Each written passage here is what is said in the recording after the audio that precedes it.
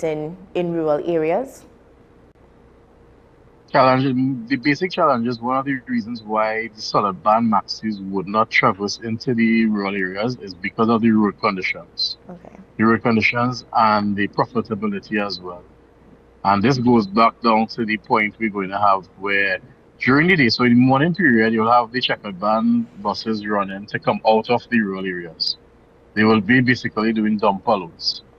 When they do dumper loads and for the rest of the day, they will have nothing to do basically, right? No form of income coming in the day. For it to be profitable to them, any public service vehicle, you have to have work throughout the day. Now, this is where the problem lies because one of the criteria was that they wouldn't be allowed to work as a maxi on the road. Like, for instance, the green bands, they will have a checkered green band, they have a checkered red band, right? The checkered green band would not be allowed to work on the roadway that we have the regular routes that we're talking about, like First and 12 to Shogunas, Europe to Shogunas, for example. Yeah. So during the day, who is going to police these people who already have a H registered vehicle with a ban on it? Because we already have this plague that we're going through right now with the PH. We have white panel vans working on our routes. We have PH vehicles working on our routes. And that's one of the challenges that legal operators with solid bans go through on a day-to-day basis. And in terms of that reckless driving side of things, how serious is that issue among the public transport operators and even private motorists? Well, I would say something when it comes to this reckless driving. Now, they label maxi operators as reckless drivers. They see them doing all kind of different types of drives to make to make ends meet at the end of the day. Because our main competitors, again, we're going back down the road of talking about the pH problem that we are having. We are not against the pH because we know that they are the ones who are supposed to be taking people after hours when the regular H vehicles are basically out of compliance at those hours. Right. However, it's a 24-hour job now. They would just as a H registered vehicle. And that's the problem that we're having, and that's one of the reasons you might see some reckless driving from mass taxi operators per se. So, again, we need proper policing outside there. We need to see the minister come out with something to probably legalize that these PH operators, that they come into the system, that they go get their COC, right? There's a bit of good character to come out there and get a taxi badge. I am being honest with you. I am pretty sure if we give them a time period within a year to come in to regularize these H vehicles, the playing field will be leveled, I should say, and it will be a easier. How I should say, it's going to be something that both the government going to benefit because they will have more people in the system. Right. We have some serious insurance differences when it comes down to the P vehicles compared to the H registered, right? The cost of insurance, then we have to be inspected, so our vehicles have to be a certain way, a certain standard every year compared to a P vehicle, which is every 3 years, right? So again, it will be beneficial to both parties. And the reckless driving that we're talking about from legal forms of transportation, again, is because of the fact that we need to make ends meet and we have no other choice. And what role does, the Maxi Taxi Association currently play in promoting safe driving practices among the drivers right now? Well, we'll speak to our operators as best as possible. Again, we have the bad apples, and let's say out of 100 operators, we might have, let's say, 5 rogue operators who might be driving recklessly, Right. right? Something I should highlight as well too when we talk about reckless driving. Our our statistics are very low when it comes down to any major accidents or any accidents at all when it comes down to massive accidents.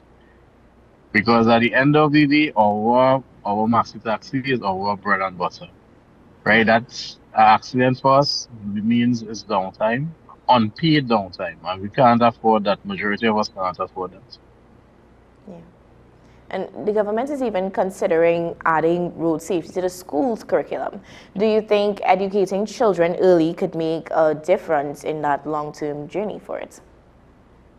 Yes, I do. I do think so, and I think that it will help the situation from a younger age. I mean, to say that it will instill it into these kids' brains that okay, what is road safety? Because a lot of kids don't even know how to cross the road nowadays. Sometimes we transport children that don't know how to cross the roads. We have to stop and literally cross them, Mm, right?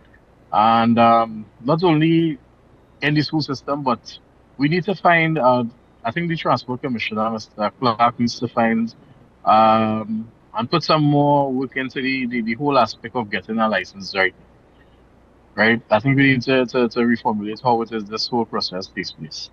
yeah.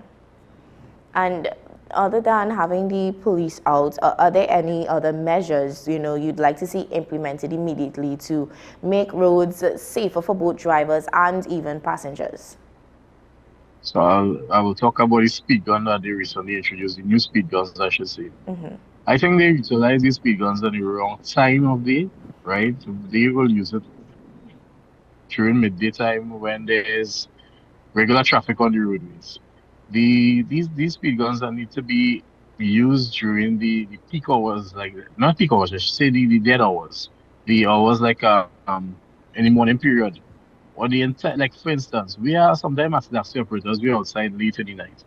We will be outside there looking between the hours of 12, okay, let's say 11 p.m. to 4 a.m. You could traverse the entire Solomon Hochoi Highway and you would not see a speed trap anywhere. And this is where you will see the general public flying on the highways. Those are the hours that you need to be outside there. Yeah. In public confidence in public transport safety can sometimes be low. What assurances can operators give to commuters? Sorry, I thought you broke up for a minute there. Could you just repeat that Sure, question? absolutely. So public confidence in the public transport safety can sometimes be low. What assurances can operators give to commuters? All right, so our operators we could assure you guys that our operators are well-trained individuals who depend on this job for their livelihoods, right? For their bread and butter at the end of the day, to support their families. So they would not do anything to hamper them from being able to operate a max taxi at the end of the day. Right now, I would tell you, let's say I have 100 members on our association. I This is just a figure off the top of my head. I can assure you that 95 of them are safe drivers, and they would not do anything to hamper themselves or their vehicle or even their passengers. Because without the passengers, again, we are nothing. We depend on them for our daily bread. Yeah. So again, we are the safest drivers I think you'll come across. And along those lines, how do operators balance that pressure to make trips quickly while still driving responsibly? That's a tricky question, eh? To make trips quickly. Um, the Well, when it comes down to the roadways that we have right now, I don't think trips are quickly. I don't think we have any like quick trips because the traffic situation is terrible, right? So we face the traffic and we move at a reasonable rate to get our commuters safely again to their destination. Yeah. Thank you so much, Mr. Vikash, for coming No on problem. this morning and sharing with us.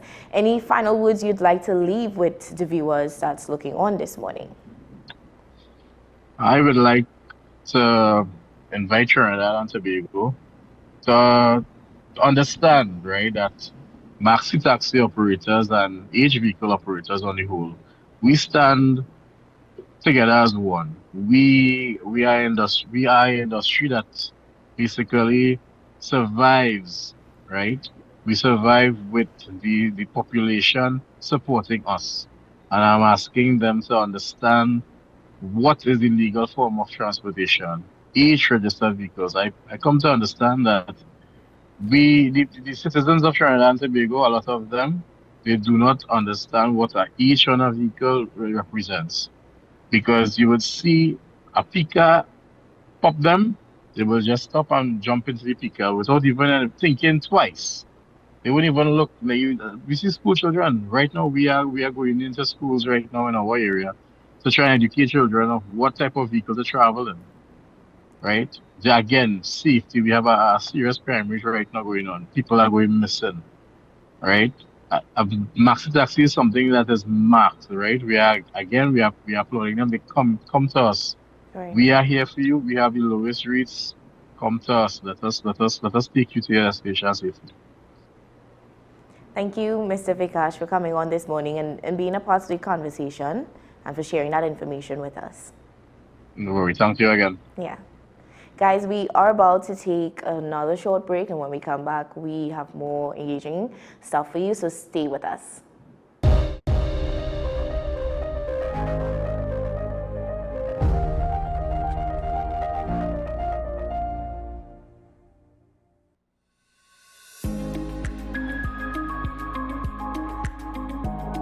We feel that about 50% of women who are infertile or subfertile, endometriosis is an underlying factor.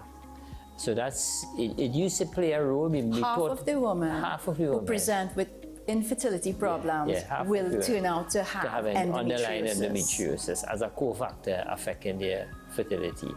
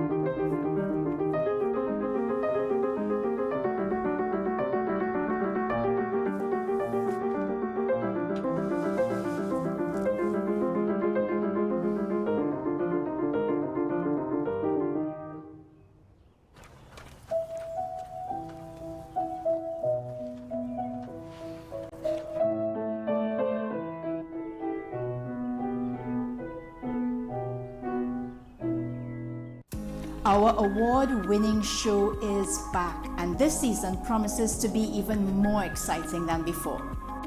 What's Up Doc isn't just a title, it's a call to action for anyone who wants to improve their health and well-being. Join us on this thrilling ride towards better health on WESN Content Capital. Are you driven, ambitious, and ready to earn? WESN, the content capital, is expanding, and we're looking for dynamic media sales executives to join our team. Sell powerful advertising solutions across television, digital, and social media platforms, and help brands tell their story. If you have strong communication skills, a passion for sales, and the drive to succeed, join WESN today. Send your CV to marketing@wsncc.com or WhatsApp 6861662 and start building your future. Knowing how to tell authentic is as easy as 1, 2, 3. Find it, match it, search it. Step 1. Find the style number on the tag. Step 2. Match the style number inside the jersey with the number on the tag. Step 3. Search it. A quick Google search of the style number will verify the jersey is authentic when the search results match the jersey being searched. Don't be fooled by counterfeit jerseys. Before you buy, remember to find it, match it, search it. Fan Zone, 2 locations nationwide, Center City Mall, Chaguanas and Movietown, Port of Spain. Nationwide delivery available.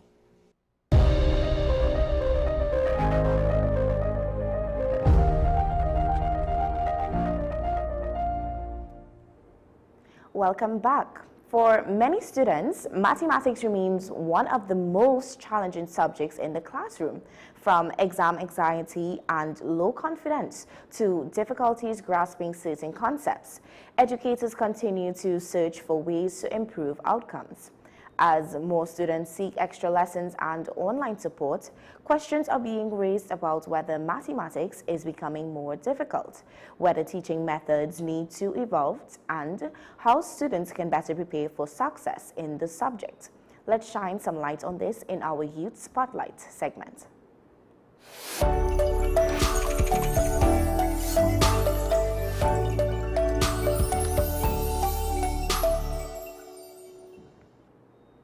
As students across the nation are currently putting pen to paper in the CSEC exam, maths is known to be a fundamental subject in outlining one's path thereafter.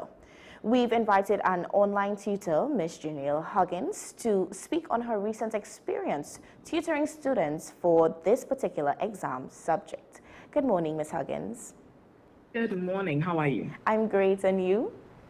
I am doing well. Happy to be here. Happy to have you. Now, as someone who works closely with students, and would you say more students are struggling with maths today than in previous years?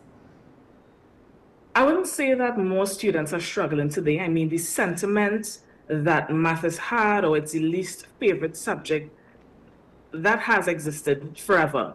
And I think what has changed and what is really new is how much we talk about it openly on social media, sorry. So then after an exam, typically, you talk with the persons who are in the room with you, you have a conversation with your family members when on the way home or when you get home, and that's that. But now you're in real time, you're having conversations with persons all across Trinidad, all across the Caribbean about the exam, and it's more of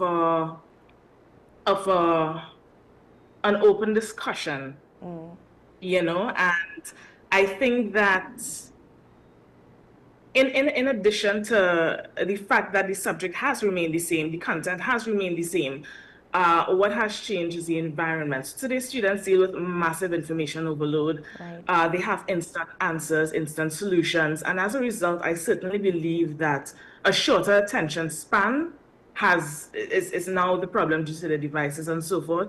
So the digital landscape directly impacts the ability to practice the slow, sustained perseverance that mathematics requires. So to reiterate, I feel as though the sentiment that math is a subject that most persons struggle with, it hasn't changed, but we're talking about it more.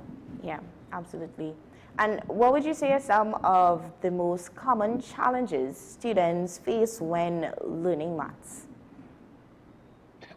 I certainly believe that the biggest challenge is that math, by its nature, is highly cumulative. So if you miss a step in Form 1, that can haunt you all the way to Form 5, wow. And what I always tell my students is that you miss a session, you miss a lot. What we're doing today depends on your understanding of what would have been done before. So there's that cumulative effect. Mm-hmm. And in addition, a lot of students struggle with abstract thinking, where you move from concrete objects, apples and cows and buildings and oranges, to symbols like X and Y and Z, So when they don't truly understand the why behind a formula or behind a concept, it kind of feels like mindless memorization, and that is really not sustainable in the context of, learning and preparing for the exam. Yeah. And do you believe that maths is becoming more difficult, or are students facing different obstacles to learn? No, that's a pretty good question, because we hear conversations all the time with parents, what are the students doing, and we didn't have to do this back then. Yeah. But I firmly believe that the math hasn't changed. So algebra and geometry as it is today, it's the same as they were decades ago. The contexts and the concepts really remain the same. And I think that the obstacles are that the students who are doing the same math are a bit different. So then we spoke about the information overload. They have access to tons of information at their fingertip, And that in itself, I believe, creates a deficit in focus. So then they used to instant gratification, immediate answers via technology.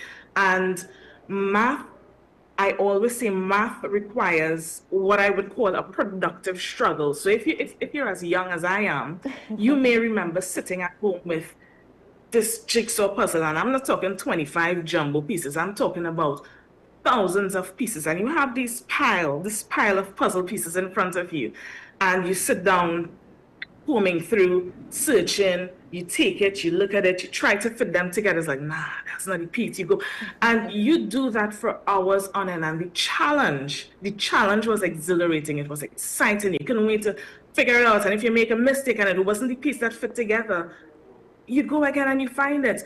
And there isn't that productive struggle that students have because they have access to everything at their fingertips. Right. They don't have the patience.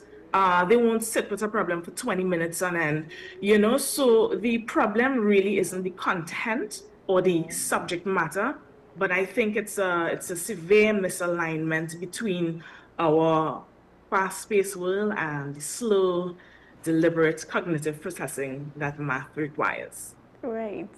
And on the line of topics, because you explained that so beautifully just now there, which topics would you say tend to give students the most trouble at that secondary school entrance level? I certainly believe it's those topics that require that abstract thinking. So then algebra, right, where you shift from numbers to letters. Oh my God, that is something that students are terrified of, you know, things like circle theorems, geometry. Even though we interact with shapes and everything around us is shapes, the way that it's presented and the way that math takes the real world concepts or takes the context or the content and tries to apply to real world concepts, it's a bit of a shift in terms of them being able to truly move from the concrete to the abstract. Yeah. You know, students, they typically solve straightforward equations, straightforward questions, but the minute that you embed that into a real world scenario, game over. Absolutely. And have you noticed students arriving with the mindset that they're simply just bad at maths? And if so, how do you help them overcome that belief? All the time. The minute they come in, and I deal with adults as well, you know, so they're like, oh, you know, miss, I'm so bad at math. I'm horrible at math. I just can't pass math. And it's a case of math anxiety, and I think it's certainly a learned behavior, and I pick it up very, very, very early on. And to break this, what we tend to do is celebrate the process over the product, you know, over the outcome. So then in my classroom, I emphasize that mistakes are data. It's not your destiny. And once students develop that trust and that confidence that their mistakes will not be a source of ridicule, is not going to be a source of embarrassment, they begin to embrace it. And when that shift happens, the mindset changes. Wow. Just wow with that. I can see that already beginning to shift mindset of the person who may be looking on. So, but I hope so. some argue that the issue lies not with the subject itself, like you were mentioning, but maybe how it is taught in the classroom. Do you agree to this? To an extent. To an extent. And historically, you know, things are changing now, you know, so I'm not coming down on the way that the teachers do things. But historically, math was taught through a chalk and talk kind of mode. The teacher writes the formulas, the students copy the formulas, the teachers give instructions that seem to indicate that when you see this, you do that.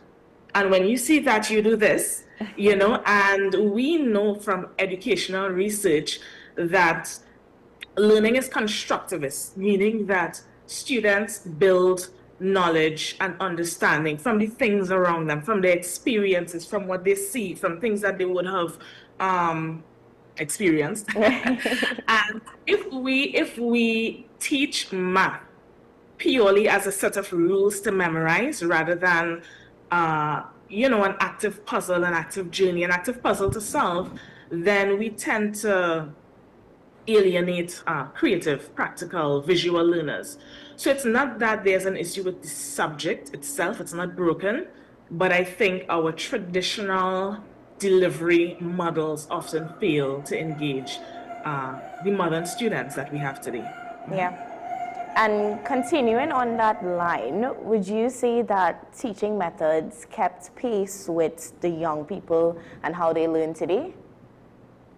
It is evolving. It is evolving. There's still a gap, but it's evolving. And of course, the young people today, highly visual, of course, because of what they're exposed to, highly collaborative. And as educators, I know that we are working hard to integrate interactive tools, simulation, gamified learnings, especially now where there's a lot of online classes going on. There's the understanding that technology is really, really powerful. And we try to match that energy for the students. But professional development takes time, and resource constraints, of course, can limit how quickly a system would change. So the goal isn't, and of course the goal isn't just to implement the technology and use it, but of course to use it effectively. Yeah, absolutely. Now, along the lines of using effectively and introducing this, do you think some mathematical concepts are being introduced too early before students can, or even master the fundamentals to get this? Too early. I certainly. That's a good question. I think it's less about when the concept is introduced and more about how quickly we rush past the fundamentals. So before students can really handle abstract formulas, they really need time to interact with and visualize the math. So then if we rush straight to the rules before giving them a solid intuitive grasp of the basics, then you will have that crack or those cracks or gaps in understanding. So you take time with the fundamentals, make sure they understand it, and once they have that down packed, as they say, then you can move on to more abstract concepts. Yeah, absolutely. And the saying that you said is that rush part of it. How important is a strong foundation at that primary school level to success in secondary school where mathematics is concerned? It's everything. It's everything. That primary school level of math, I think, builds the number sense and that strong and fluid understanding of things like fractions, decimals, percentages, place values, which really sets the foundation for every single thing that you're going to encounter in math later on. So then if a student, say, enters secondary school using their fingers to the basic addition or struggling to conceptualize what a fraction really represents, then their working memory is totally consumed by basic arithmetic. So they have no space, no cognitive space whatsoever left to process that type of secondary level logic that we try to teach them at that level. Wow. And are there gaps in learning that tend to follow students throughout their academic journey? I think so. And, we can kind of refer to them as systemic ghosts. So then things like fractional operations, things like directed numbers, dealing with the negative and positive numbers. You see it all the time, moving terms across an equal sign in algebra. So then, you have students trying to learn something like, say, factorization. Right. They can understand the factorization concepts, the structure, the flow of processes, but then if they have difficulty manipulating their positives and negatives, then there'll always be that gap. So they're going to get this far, but never all the way through because it's wrong, and they don't understand why it's wrong or what do they need to do or what they, So I think that those are some of the gaps that you typically tend to see, and if it is that you really pay attention as an educator, you'll pick up on it. Wow. You'll pick up on it. And in terms of that prep for CSEC, what are some of the biggest mistakes students make when preparing for a CSEC exam? I think I think a lot of persons don't know how to study mathematics. So then what happens is that they engage in something that is called passive revision. So then they sit down and they read their math book, like a storybook. And you can't read math. You got to do math. You got to engage with math. So biology, for instance, you read the stuff and maybe you read about the digestive system or the eye or the heart, how it works. And there is that frame of reference where you can say, oh, wow, this is what happens. It makes so much sense. That's how I hear. This is how I see, you know. But math is not like that. It's not a subject where you can read and look at it and gain that type of understanding from it. You must do it. You must engage with it. You must put pen to paper and really get into it. You know, yeah. It's something that I see a lot. They sit down and they read their math book. Wow. When should that serious preparation for the maths exam even begin for students?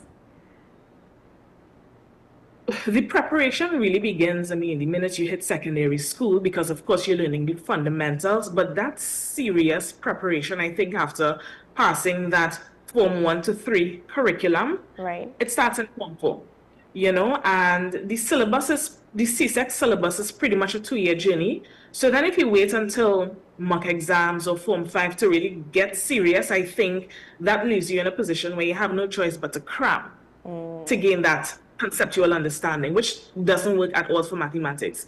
So I believe that Form 4 at that stage is great for deep mastery, conceptual mastery, right, and Form 5 is where you refine the techniques, work on your timing, past papers, strategies, and so forth. Wow.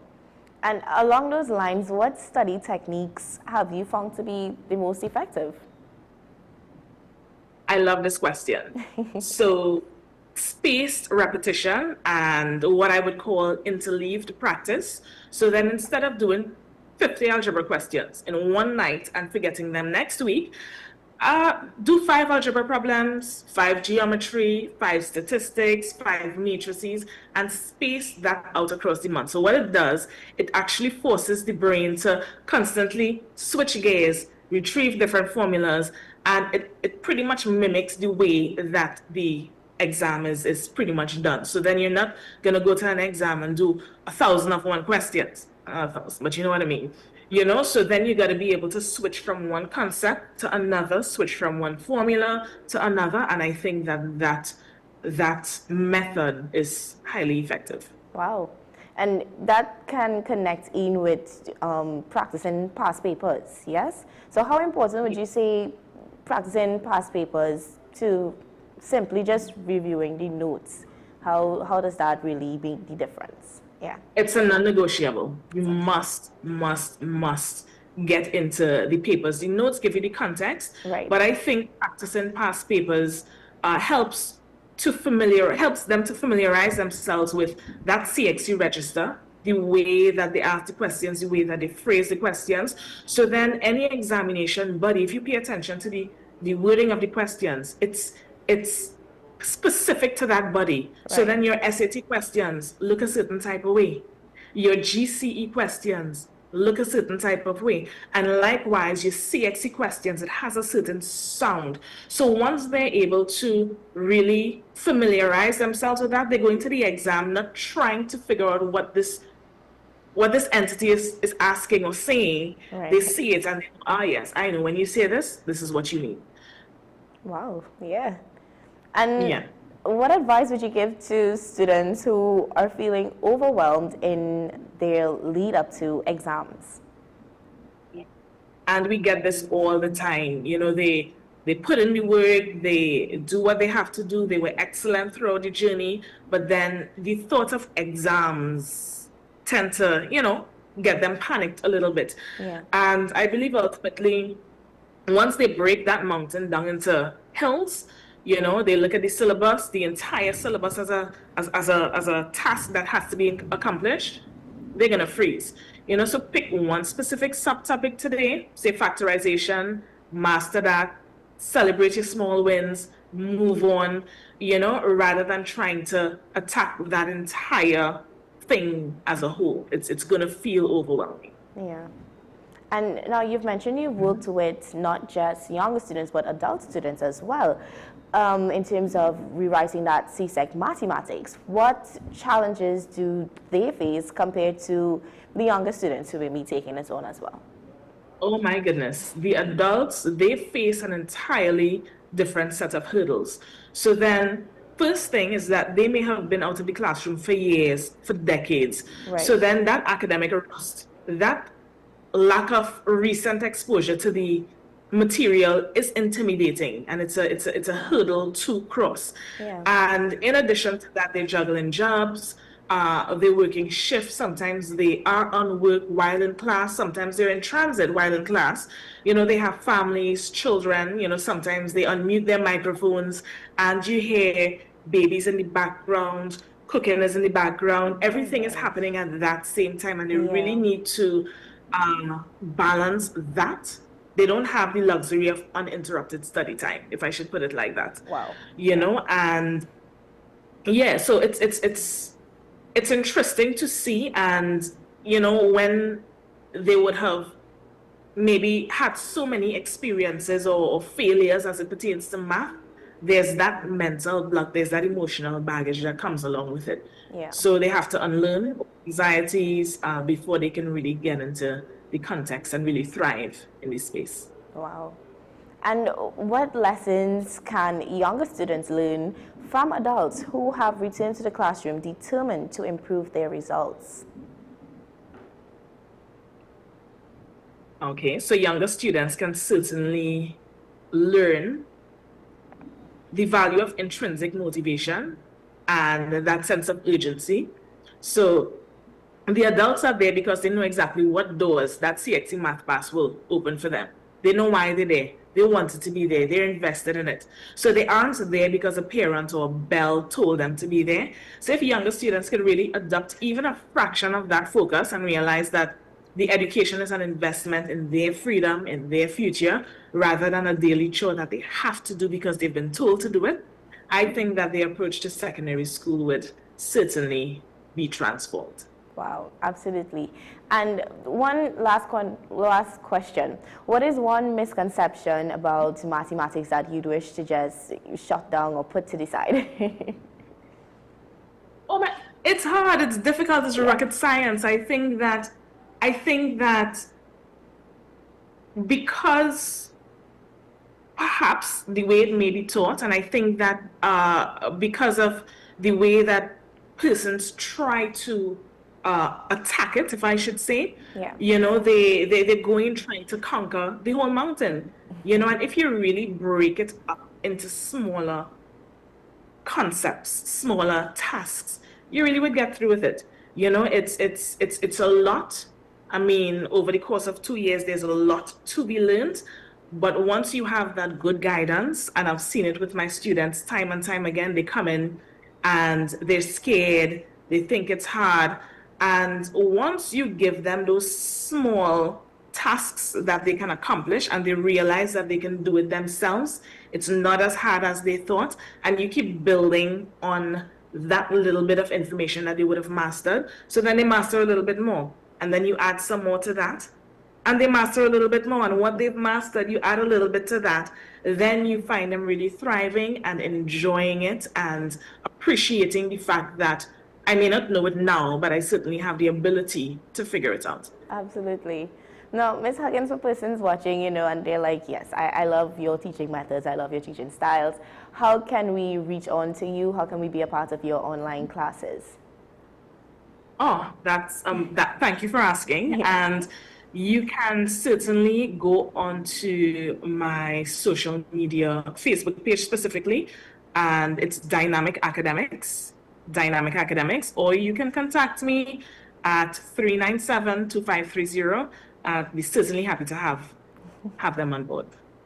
Thank you so much for coming on this morning and being a part of the conversation. It was truly informative, insightful, and I do believe you put some sort of ease to mathematics. It's not that big hurdle that you need to just jump over right away. You know, you could take it in pieces and break it down and use different techniques to get at it. So truly, truly commendable. Thank you. Thank you so much for having me. Yeah, absolutely. Guys, we are about to take a short break, and when we come back, we have more engaging stuff for you, so stay with us.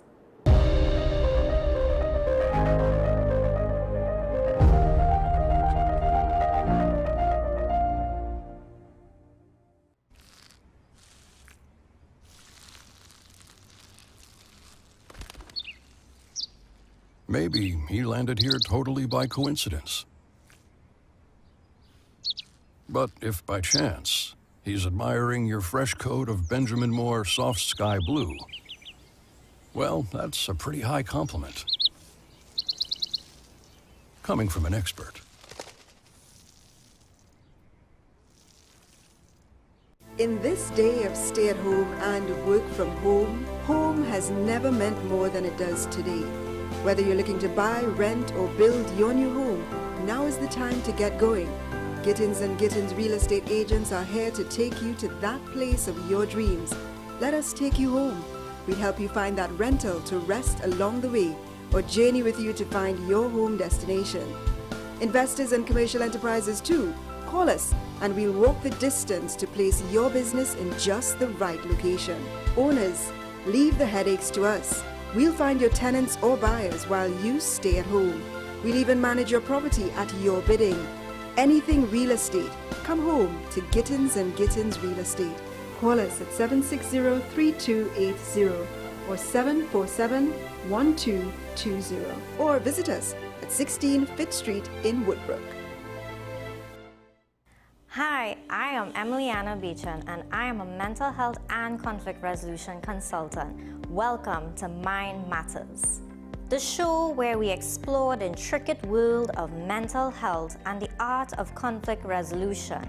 Join us as we hear from mental health professionals, conflict resolution experts, and everyday people who have transformed their lives through understanding and communication.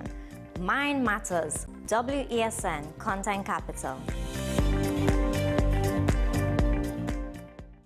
Pastor J, I want to get a tattoo. You really want to me. Respond to me how you would respond to me. The first question I'll ask is why? Controversial taboo topics. We get so consumed by church, we forget that we have to live the life of being a Christian outside of the Sunday. Like you say, we think going to a service makes us a Christian. Exactly. Yeah. Right. So we are about to hear the second time Pastor J wanted to take a tattoo. Would have been late last year and early this year. Oh gosh. Hope Unfiltered podcast with Pastor J and Ren.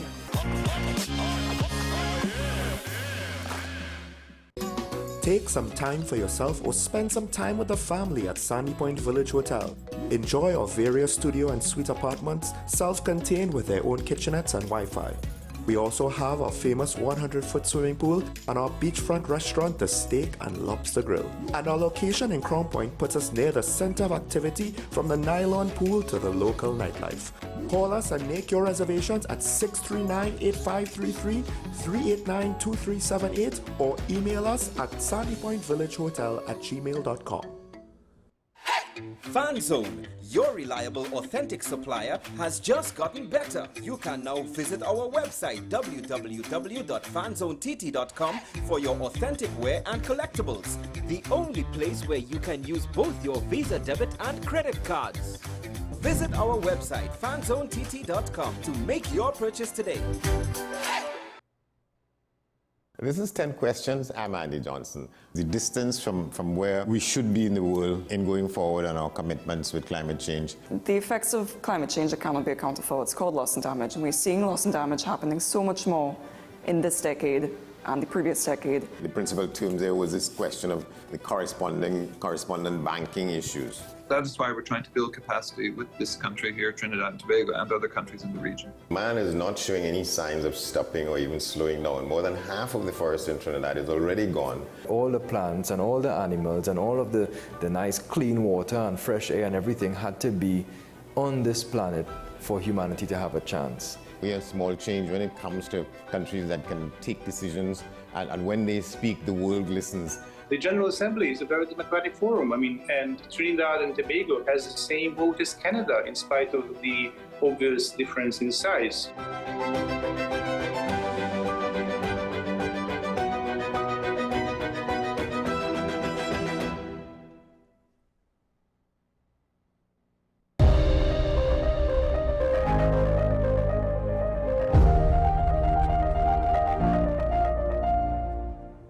Welcome back. Moving ahead to our Beyond the Headlines segment, the TTPS says citizens remain free to protest during the state of emergency, but new regulations now prohibit demonstrations within 500 meters of several government buildings, security installations, and other sensitive locations. The move has sparked debate over public safety, constitutional rights, and whether the restrictions go too far.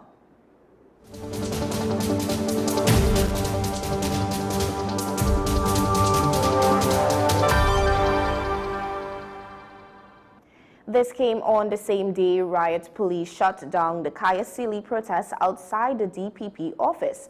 The TTPS says this is to maintain safety, not just for those who are involved in the protests, but also those who are maybe just passerbys, and even to police officers. Joining us this morning is ASP Owe Russell to speak on this and other issues. Good morning, Mr. Russell. Hi, good morning, ma'am. Good morning to your viewers. Let me say it's a pleasure to be here, and we thank you for this opportunity. I want to wish all of Trinidad and Tobago a pleasant morning on behalf of our Commissioner of Police, Deputy Commissioners, Assistant Commissioners, and First and Second Division Officers of the Trinidad and Tobago Police Service.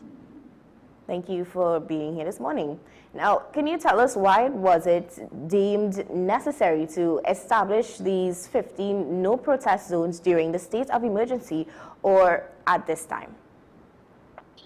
Well, first of all, we have to take into consideration we are under an SOE still, right? Yes. And let me tell you, a no protest zone is not automatically an infringement on constitutional rights, but its legality depends on how it is established. The reasons for its creation and whether it's a proportionate to the legitimate objective being pursued. The key legal human rights principle is that the right to peaceful assembly is not absolute.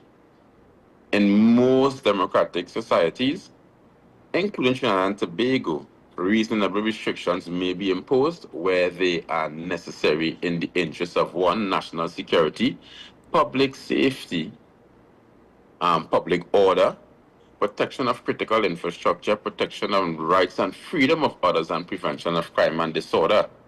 Now, when you take into consideration the places that they were protesting, I don't know if you may agree that some of them are indeed places of national security, where critical information and important work is being done with respect to safety of other citizens in the country. Like, for instance, when you protest at the police headquarters, the Director of Public Prosecution Office, where we have state attorneys who are involved in so many other high-profile matters. You yourself may have seen the video on the calls for gangs to unite to start a revolution. Are you aware of that video, ma'am? Yes, yeah. Go on. Just looking at that aspect of it, you would see where the national security risk would have emanated. You would see certain things like that. And we, as the Trinidad and Tobago Police Service, and an apparatus of national security being the premier organization for safety and security throughout the Trinidad and Tobago country, we had to put things in place to minimize situations like these. Now, I want persons to understand, boldly caps on the line, that persons are still allowed to protest, but it's how they go about doing so. And I know if you're following the situation, they would have been allowed to do their protests behind the barriers at the Forensic Science Center. Were you aware of that? Yes. Right. No one was arrested. No one was taken into custody because it was peaceful, silent. We also have to understand when you're doing a protest, you are protesting for a particular cause. But what about the average individual who is going home, who is not part of your cause and stuff like that? They are entitled to free right of passage on the pavement, to drive their motor vehicles in the streets without any interruptions and stuff like that. Do you agree? So do you agree with that, ma'am? To cut, not to cut in, but to even add into what we're discussing on right now, Deputy Commissioner Benjamin stated protests should be quiet and avoid chanting that could incite unrest. So just to give some clarification on what it is or what is and isn't permitted along those lines. Right. So, and going back to his comments, when you look at and we talk about peaceful protest, right? Right. A peaceful protest, there is no, whereas one supposed to inform the commissioner, you know, there are times that they may or may not do so, and because it's peaceful, because persons still have the right and freedom to assembly under the Constitution, right? Right. Notwithstanding that, when you want to introduce a loudspeaker, you want to chant certain things that may be inciting. When you look at the inciting stuff, we are under an SOE. And within the this present SOE, and for the ones gone by, the chanting, the inciting of others is indeed an offense under the Emergency Powers Regulation. So we have to take that into consideration as well. So once you do it peacefully and silently, but we have no problem. Once you adhere to the terms and conditions as we set out, there is no problem. Once you are 500 meters away, there is no problem. But from the time you start to shout and chant using loudspeaker, using bullhorns, you have speakers, you're blocking the traffic, you're hindering persons passing on the pavement, then that is where the problem steps in. Again, look at what transpired by the Director of Public Prosecution Office as opposed to what transpired by the Forensic Science Center. So I need persons when reporting and when doing their interviews to be fair, to be objective, and to really look at the difference in how both situations unfolded. And another thing along those lines, Senior Counsel Ari Lala argues that the restrictions are not proportionate to the purpose of the state of emergency. How does the TTPS respond to that criticism? Well, as you know, the challenge is always achieving an appropriate balance between two equally important obligations of the state. Protecting the constitutional rights of others to peacefully assemble and their views, and protecting public safety, national security, and critical infrastructure from damage, disruption, or threats, you know, is key for us.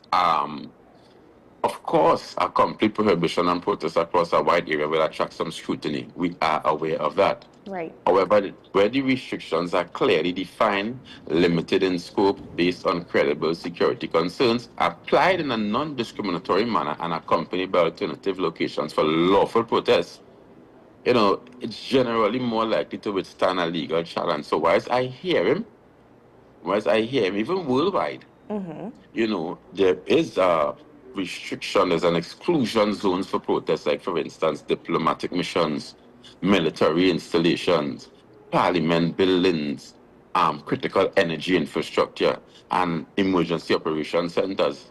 So, and I am certain that, you know, you being a courier of worldwide trends could also attest and verify what I'm saying here. So whilst I understand his views and I respect his views, we at the Trinidad and Tobago Police Service have to ensure that things go in a particular way where persons still enjoy to have the right to do their protests, right, as stated in the Constitution, but the persons who are going home, persons who are involved in thing of critical national importance, they too are not impacted or hindered in any way by the protests.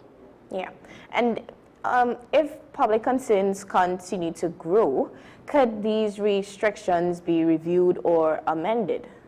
Is that something that's open? Well, I don't think I have the rank to really speak on whether it will be reviewed or whatnot. However, I am saying is that this is what exists now, right, and we have to abide by it. Of course, if there is need to add another agency or another critical piece of infrastructure, I see no reason why they would not do so. Again, they must do their risk analysis, their threat analysis, and make an informed decision based on what is facing us today. Yeah. Now, the TGPS has launched an investigation into reports that a police officer received threat linked to a matter currently before the courts. What can you tell us about the investigation at this time? Well, at this time, the investigation is indeed ongoing. The Deputy Commissioner of Police, Ms. Susan Martin, she made a statement of that, about it as well, and did a media release. We are not taking any threats against anyone, including police officers likely, especially in this climate. I don't know, a few weeks ago, I would have seen a headline where a 16-year-old boy was charged with making threats to persons in his school. So that just shows you how serious we are taking threats. We operate without favor, affection, malice, or ill will. And we continue to remind persons that there is a process. Let things take its course. And if you believe that the officer, for some reason, did something contrary to you, you have a right to an appeal during your matter. Right. But we would not encourage, tolerate, or support any person who threatens another person, more so being a member of the Trinidad and Tobago Police Service or somebody in government and stuff like that. We must have respect for each other. We can't just go ahead, I ain't get my way, so I'm doing this. You know, we need to really have some order and discipline in the way that we do things. Yeah. Absolutely. And shifting gears a bit here, the TTPS is fully committed to introducing body-worn cameras, describing the technology as a critical step towards modernizing policing and strengthening public trust. Can you tell us what impact do you expect the cameras to have on interactions between officers and members of the public? Well, the impact on cameras have many positive outcomes. It builds the famous line, trust between the officers and the civilians, trust and confidence, which is something that the civilians has been asking for. It also, I don't want to use the word force, but it also would encourage the officer to act in a very customer service oriented way when distributing services to the public on responding to calls for services. I don't want to say that it would encourage the customer or the population to behave in a different way, even though that is one of the things that we also hope for, more respectful discourse and exchange, because we would have seen a situation recently where body cams were indeed used, but you would still see the behaviors of some persons involved, right? And I want to say to the public, the Trinidad and Tobago Police Service, we have no issues, no objections. Actually, we too want the body-worn cameras. I could say from the Trinidad and Tobago Police Service Social and Welfare Association, they too are in support of the body-worn cameras.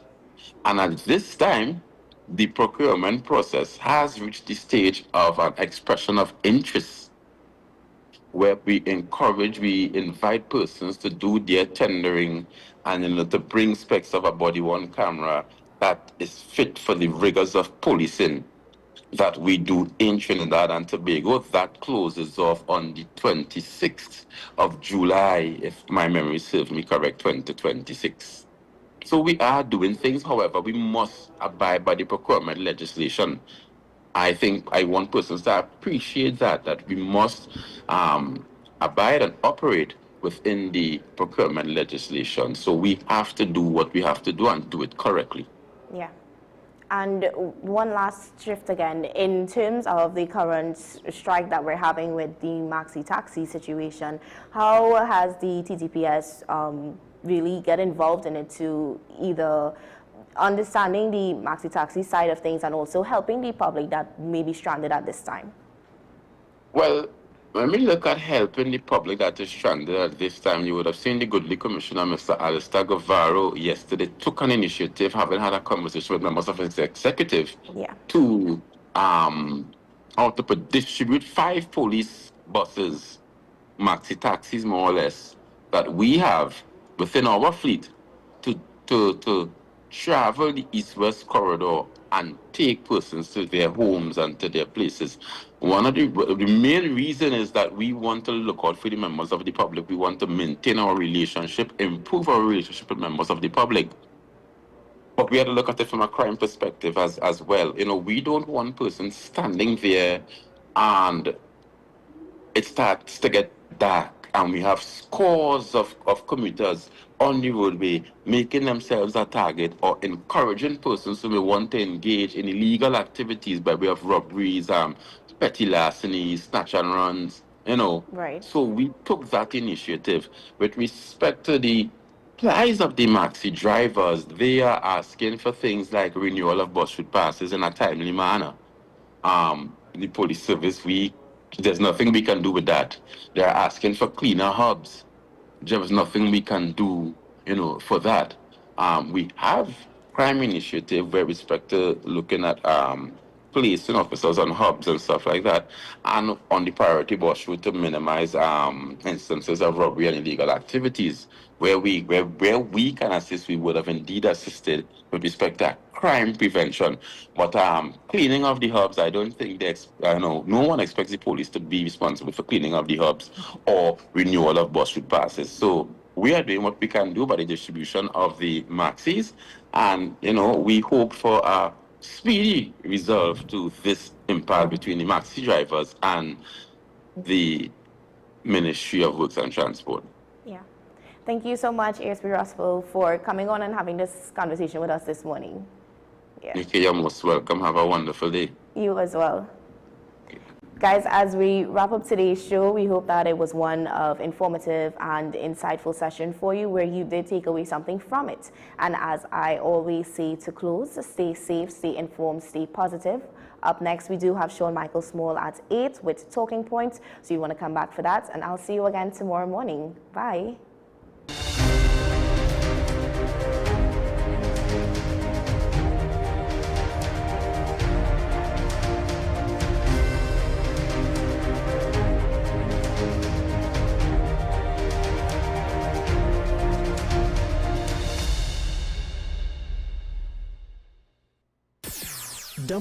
WESN.